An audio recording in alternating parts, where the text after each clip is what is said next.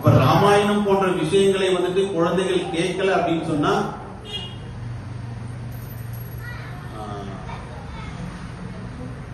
யார் ஒருத்தர் வந்துட்டு கல்வி இந்த பகவானுடைய விஷயங்களை கேட்கவில்லையோ அது கலர் நிலம் போன்றது. அங்கே புல்கள் விளைஞ்சதெல்லாம் நல்ல புதல்கள் விளைவதில்லை. ஓகே, அப்போ இந்த இடத்துல இப்போ பின்னாடி நம்மளுடைய இந்த தர்ம பிரகாரமான விஷயத்தையும் காப்பாற்றணும். அதே சமயத்துல நமக்கும் வந்துட்டு ஒரு புத்திரன் வேணும் அப்படின்னு சொன்ன உடனே எல்லாருமே அங்க இருக்கக்கூடியவர்கள்லாம் ஒன்று கூடி ஒரு அஸ்வமேத யாகம் பண்ணா நம்ம வந்துட்டு புத்திர பாக்கியம் கிடைக்குமா பார்க்கலாம்.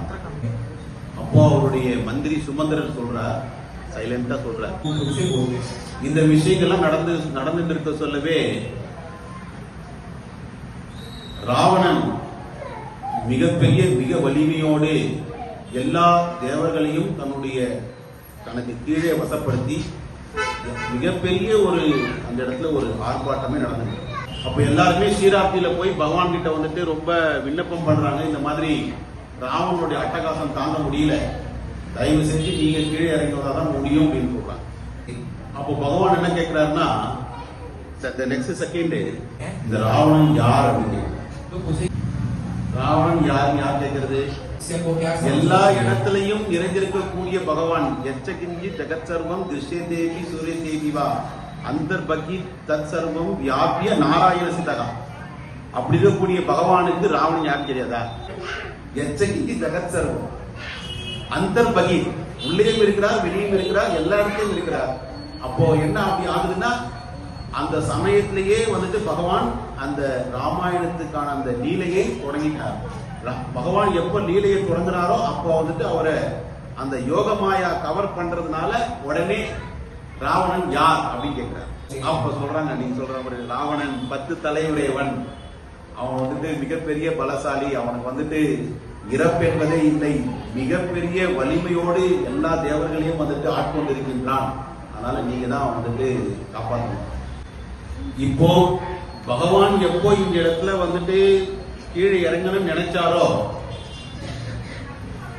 தசரத மகாராஜாவுக்கு வந்துட்டு குழந்தை வேணுமோ வேணாமோ, ஆனா பகவானுக்கு ஒரு தந்தை தேவைப்பட்டார். ராமேந்தியம் நீ செஞ்சாலும் செய்யலாலும் உனக்கு சத்புத்திரன் அப்படின்றது வந்து நிச்சயம். நீ வந்துட்டு எனக்கு மகன் வேணும் நினைக்கிறத விட எனக்கு தந்தை வேணும் அப்படின்னு ஒருத்தர் நினைக்கிறான். யார் நினைக்கிறது? பகவான்.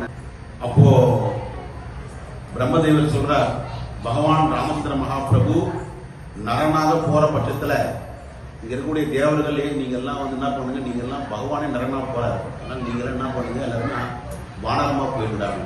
அப்ப சுமந்திரன் அந்த இடத்துல அவருக்கு சொன்ன பிரகாரம் எல்லோரும் ஆலோசனை பண்ணி அந்த புத்திர காமேஷ்டி யஜ்ஞத்தை வந்துட்டு பண்றதுக்கு மிகச்சிறந்தவர் வந்துட்டு ரிஷ்யசிங்கர் அப்படின்னு சொல்லக்கூடியவர், மிகச்சிறந்த தர்மாத்மா.